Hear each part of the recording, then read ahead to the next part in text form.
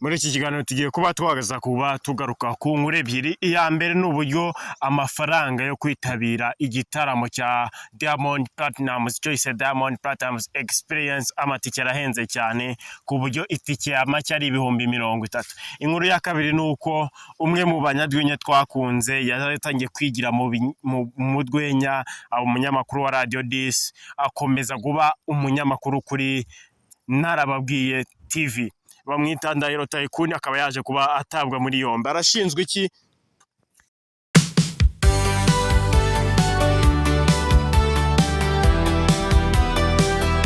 Yes, ndabasuje mbifurije amahoro y'Imana. Mwe mwese mukunda mugakurikira ibiganiro bya Bomboclat Empire. Wowe wakanze subscribe, ndagira ngo nkubwire yuko wahisemo neza. Nawe utarayikora gerageza kuyikora kugira ngo tujye tugenda tubana gatanu ku kandi mu bindi biganiro bigenda bitambuka, ko ari byiza, amakuru ya politiki, imyidagaduro ndetse na sport. Yes, ndaje. Inkuru ya mbere nkuko nababwiye ni uburyo amatike igitaramo cya Diamond Platnumz gihenze. Icyo yise Diamond Platnumz Experience kirahenze pe, ku buryo itike ya make ni 30,000, kuko amatike hari naya, hari 90,000, 70,000, 50,000 n'ibihumbi 30. Ibi bikubiye muri ubu buryo: abantu 6 ni 90,000, abantu 4 ni 70,000, abantu 2 ni 50,000, umuntu umwe ni 30,000.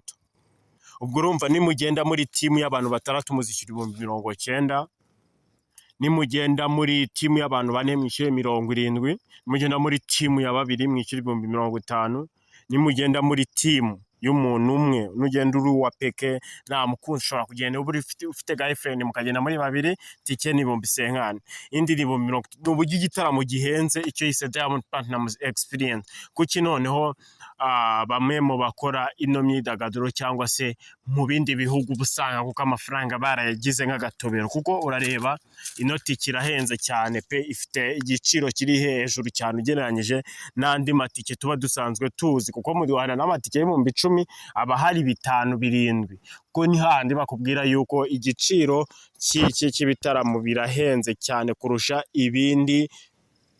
Icyo bita Amstel igenda turushaho gutegura ibi bitaramo bikarena, ubusanga yuko Amstel yagabanyije kwa King James, none hano kwa Diamond Platnumz aho bibaye agatereranza bakurareba ko amafaranga ari menshi. Wazitabira Bruce Melody, Diamond Platnumz, ndetse akazitabira Ish Kevin, akitabira n'abandi bagiye na ba DJ Maho. No, urumva yuko ari abantu bagiye batandukanye. Ako nkibaza ni gute ibitaramo by'ahandi buno bazaza se parking ya Bikari na tuzayuzura tuyifunge, cyangwa se no kuvuga ati n'ubundi uzabura ababireba?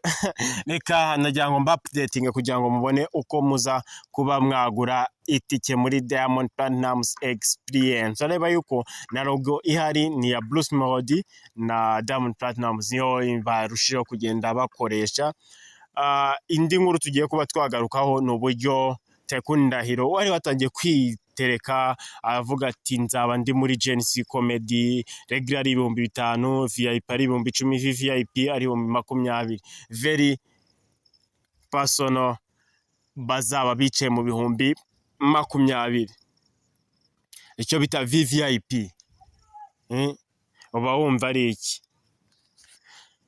Nicyo cyagumye kugenda kirushaho gutangazwa, cyangwa se amakuru nje kubaha nuko no munyarwenya wacu cyangwa se no munyamakuru yari kwitabira ibi bitaramo, ariko bikaba bigiye kuba byapfa kubera yuko yaje kuba atabwa muri yombi we n'undi mu DJ bita DJ Lenzo.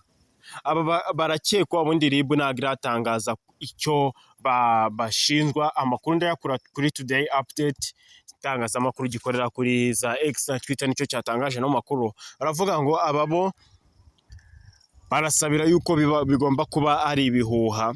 Umunyamuziki, umuvanzi w'imiziki bita DJ Lenzo n'umunyamakuru bita Tycoon Ndahiro, bombi batawe muri yombi nyuma y'igihe bari bamaze bacuditse. Bari inshuti bitavugwa, n'inshuti nziza, nubwo impamvu itaratangazwa n'ubugenzacyaha RIB, ariko zimwe mu zivuga ni uko bafatanywe ibiyobyabwenge birimo urumogi ndetse n'amatabi ya Vipe.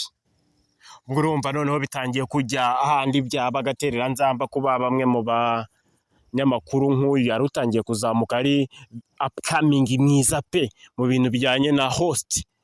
Nka biriya byaba Murindahabi kuko umujyanyije na ba Murindahabi cyangwa ba Chita Magic wabukoze amakosa kuko bafite ama M. Bariya uriya wenyine aracyari mu 120 yarakiza abasabu nizo ndi kuvuga yarakishakisha n'uno munyamakuru byaba ari igisebo cyangwa se byaba biteye agahinda kuba byaba bigiye kuba byasubira hasi cyane.